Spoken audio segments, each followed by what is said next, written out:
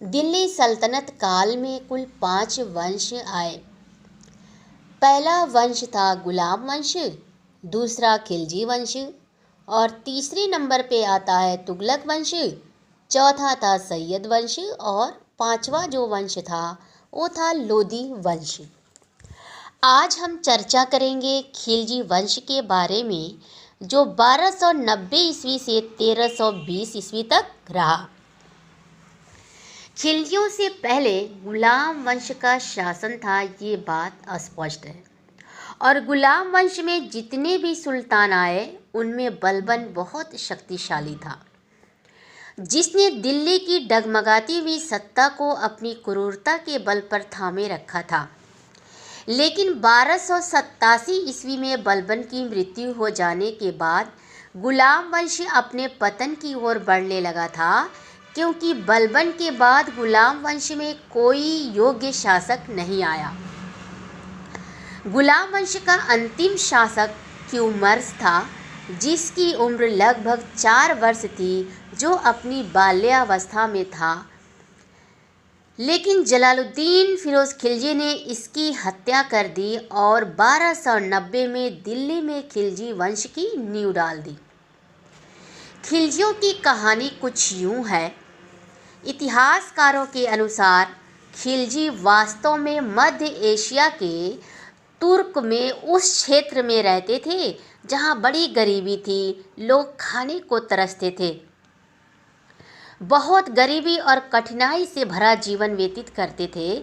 इस गरीबी से तंग आकर अफगानिस्तान के खल्ज नामक स्थान पर आकर बस गए और यही खिलजी कहलाए। यही खिलजी अफगानिस्तान में खेती की शुरुआत की। गरीबी और कठिनाई झेलते हुए इन खिलजियों ने बहुत परिश्रम किया ताकि उनकी जीविका चल सके। इनके इसी हार्ड वर्क को, इनके इसी परिश्रम को खिलजी क्रांति के नाम से भी जाना जाता है। ये खिलजी भारत आए तो सेना में भर्ती हुए, लेकिन अपने परिश्रम के बल पर पहले किसान, फिर सैनिक, फिर सरदार और सुल्तान तक का सफ़र तय करने में अपनी भूमिका निभाए। 1290 ईस्वी में जलालुद्दीन फिरोज खिलजी ने दिल्ली में खिलजी वंश की स्थापना की। जलालुद्दीन फिरोज खिलजी बलबन के शासन काल में सरदार और मंगोल विशेषज्ञ कहलाता था। मंगोल विशेषज्ञ इसलिए कि बलबन ने अपने शासन काल में मंगोलों से निपटने के लिए जलालुद्दीन को बहुत ट्रेंड कर दिया था। वास्तव में जलालुद्दीन महान योद्धा था, लेकिन कूटनीतिज्ञ नहीं था। इसके अंदर कूटनीतिज्ञता की कमी थी और बहुत भावुक आदमी था। ये दोनों कमियां इसके विनाश का कारण बन गई। जलालुद्दीन दिल्ली की गद्दी पर बैठते ही निर्देश जारी कर दिया, और ऐसा निर्देश जो लोगों को आश्चर्यचकित कर दे। रक्तपात नहीं करूंगा, जबकि हत्या करके ही गद्दी पर बैठा था। जनता जैसे चाहेगी उसी की इच्छा अनुसार शासन करूंगा। ये बात उस समय बोलता है जिस समय सुल्तान तलवार के दम पर शासन करते थे। इसके इस निर्देश को सुनकर इसके दरबार में जितने भी खिलजी थे सभी दुखी हो गए। इनमें सुल्तान का एक भतीजा था जिसका नाम अलाउद्दीन था। इसने भी सोचा इसको राजा बनाकर बहुत बड़ी भूल हो गई है।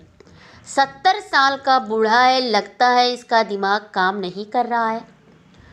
उस समय जलालुद्दीन फिरोज खिलजी का भतीजा अलाउद्दीन इलाहाबाद कड़ा का गवर्नर था। ये पढ़ा लिखा तो नहीं था, मगर समझदार बहुत था। इसको पता चला कि शासन करने के लिए पैसा चाहिए। फिर यूँ हुआ कि 1296 में बिना सुल्तान जलालुद्दीन फिरोज खिलजी की परमिशन के दक्षिण भारत के एक राज्य देवगिरी पर अटैक कर दिया। उस समय दक्षिण भारत बहुत संपन्न था। देवगिरी के राजा थे रामचंद्र देव। अलाउद्दीन राजा रामचंद्र देव के महल पर अपना अधिकार कर लिया और कहा कि आपके राज्य से हमें कोई मतलब नहीं है, बस जो खजाना आपके पास है हमें दे दीजिए। इस तरह अलाउद्दीन बहुत सारा खजाना देवगिरी से लेकर इलाहाबाद कड़ा में आया। ये बात चारों तरफ आग की तरफ फैल गई, क्योंकि ये पहला तुर्क सरदार था जिसने दक्षिण भारत पर अटैक किया था। एक आश्चर्यचकित करने वाली घटना थी। जब ये बात सुल्तान जलालुद्दीन फिरोज खिलजी को पता चली तो वो भी हैरान रह गया, लेकिन बड़ा भावुक आदमी था। खुशी के मारे अलाउद्दीन अपने भतीजे से मिलने जाता है।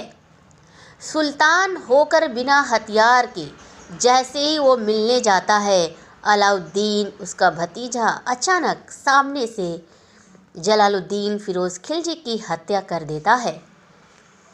कहते हैं आवश्यकता से अधिक क्रोध और भावुकता दोनों राजा के विनाश का कारण है, और यही भावुकता जलालुद्दीन फिरोज खिलजी की हत्या का कारण बनी। और सबसे बड़ी कमी इसकी कूटनीतिज्ञता इसके अंदर थी ही नहीं। जलालुद्दीन फिरोज खिलजी के बारे में चर्चित बिंदु। खिलजी वंश की स्थापना 1290 में हुई। इसके संस्थापक जलालुद्दीन फिरोज खिलजी थे। जलालुद्दीन फिरोज खिलजी लगभग 70 वर्ष की आयु में सुल्तान बना, अर्थात दिल्ली सल्तनत काल का सबसे बूढ़ा सुल्तान। जलालुद्दीन फिरोज खिलजी ने अपना राज्याभिषेक दिल्ली के समीप किलोखरी में कराया। इसने रक्तपात न करने का निर्देश दिया, जिस समय तलवारों के दम पर शासन होता था।